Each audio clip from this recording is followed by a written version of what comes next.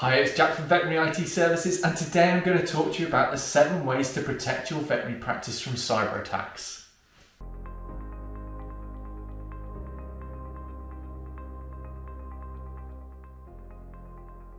First up is business continuity. This is less about prevention and more about preparation.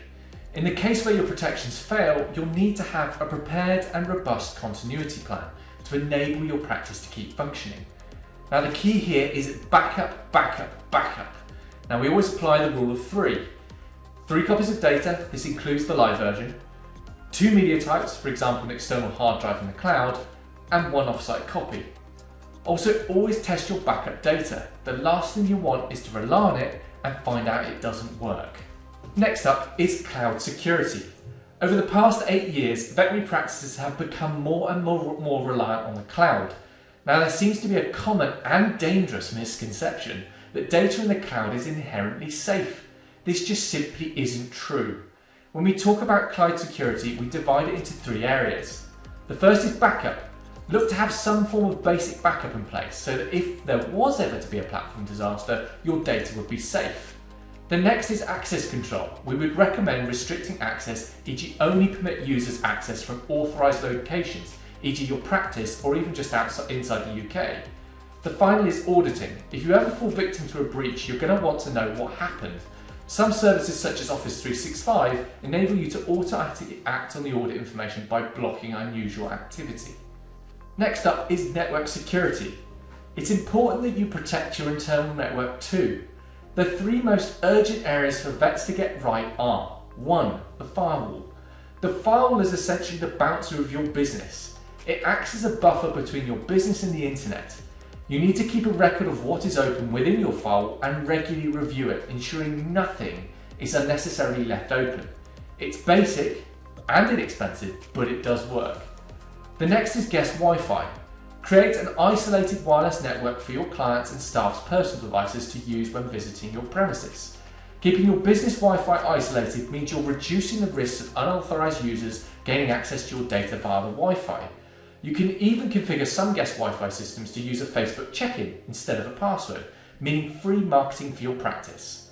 And finally, you've got secure remote access. Now this really depends on your practice setup, but it's easy to implement through simple fixes. Essentially, it boils down to reviewing who has access to your network and data remotely and ensure that you are using the best technologies available to keep them secure. With this one, you might need some external professional help. Next up is server and endpoint security. Now when we refer to an endpoint, we mean laptops, desktops and thin clients as an example. Now there's lots to consider here, so we'll start with the easiest. Antivirus. Just don't use free antivirus. Just don't. It's expected under GDPR that every single device your practice has must have professional grade antivirus that is kept up to date without any exceptions. Now next up would be software patching. Now again, there's no excuse not to be regularly updating your software. It's a basic step and it is expected as part of GDPR. This means your operating systems such as Windows and any third-party software you might use on your system, such as Google Chrome, must be kept up to date. We then move on to mobile device encryption. At a minimum, look to encrypt your hard disk. This means that if your device is lost or stolen, your data will be safe as a key is required to get access to it, which only you will have. Now if you're on Windows 10, you have access to Windows BitLocker technology, which is completely free of charge. So next up is mobile security. Now does your practice use any mobile devices or tablets? This is generally quite common for farm vets who travel from site to site and with practices who use systems with apps. Now there are 2 areas you'll need to focus on here. Obviously the first being antivirus. If the device that your vets use are owned by the practice, then you must make sure that they have some version of antivirus installed. Then look at mobile device management. Now this ensures that all your mobile devices remain compliant as per your practice policies. It allows apps to be centrally deployed by you and retains control over your data should the device get into the wrong hands. Then we move on to staff security. Now there's a lot of very clever technology out there to protect you and your practice's network, but there is one thing it cannot defend you against, and that is your staff. Now luckily there are a few things you can do to try and mitigate the risk. First being reviewing access rights. Ensure that your team only have the ability to access the platform files and actions they need to do their job. Then look at website filtering. Control the sites that your employees have access to and ensure they don't accidentally access a compromised site. Then we've got real-time education. Utilise solutions such as phishing simulators. These simulators help by training your employees to identify and report dodgy emails through customised and authorised phishing campaigns. Passwords. Now this is a big topic which we will go into more detail in another video and blog, but as you're here, you may as well hear the basics. Use passphrases, essentially multiple words, and where possible, make the associations unique to you. Now just remember, your brain likes to picture things, e.g. projector, table, light. The other thing is to make sure you've got a unique password per site. Always make sure you have a unique password for each and every key site you use, e.g. banking, e-commerce sites. Now if hackers get one password, the first thing they will try is to try and use those credentials on other sites. Other features you can use are account lockout policy.